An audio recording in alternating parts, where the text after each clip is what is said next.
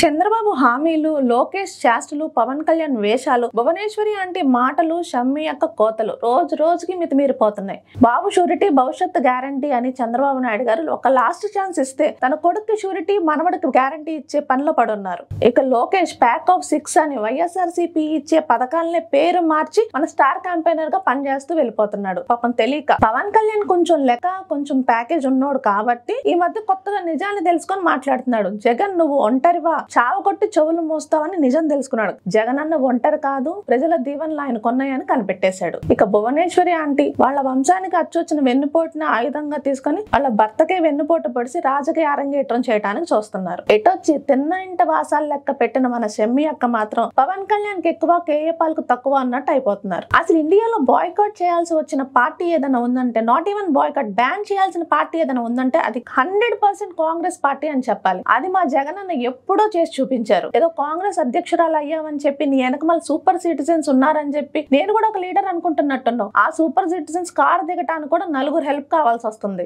నిన్న ఒక మాట అంటున్నారు షమ్మి అక్క, ఏంటంటే నా పరిస్థితి చూసి నాన్న ఆత్మ క్షోభిస్తుంది, నా మతి స్థిమితం చూసి అమ్మ బాధపడుతుంది అంటున్నావు. వైఎస్ఆర్సీపీ కష్టాల్లో ఉన్నప్పుడు విలువలు మాట్లాడి, బాగున్నప్పుడు లెక్కలు మాట్లాడుకునే వాళ్ళని, నీలాంటి వాళ్ళని చూస్తే ఆత్మలు క్షోభించి మనసులు బాధపడక ఇంకేం చేస్తాయమ్మా? నిజం తెలుసుకున్నావు, అద్భుతం. కానీ ఏం లాభం? ఇంటికెళ్ళి నీ పని చూసుకో. వయసు అయిపోయిన రాజకీయ నాయకులు, ఫెయిల్ అయిపోయిన వారసులు, అమ్ముడిపోయిన వేషగాళ్లు, ఫేడ్ అయిపోయిన ఆలోచనలతో, పాడైపోయిన మైండ్ సెట్ తో రాజకీయాలు రావాలని ఇంట్రెస్ట్ ఉన్నావు, ప్రజలు మీకు ఆప్షన్ ఇవ్వరన్న విషయాన్ని గుర్తుపెట్టుకోండి. ఎప్పుడు చూసినా రాజన్న బిడ్డ, రాజన్న బిడ్డ, నీ ఉనికి నువ్వు చెప్పుకుంటాం కాదు, రాజన్న బిడ్డ 4 అడుగులు ముందుకేసి తండ్రికి తగ్గ తనయుడని, భవిష్యత్తుకు భయపడిన నాయకుడని నిరూపించుకొని ఆంధ్ర రాష్ట్రాన్ని పాలిస్తున్నాడు అన్న సంగతి కూడా గుర్తుపెట్టుకోండి.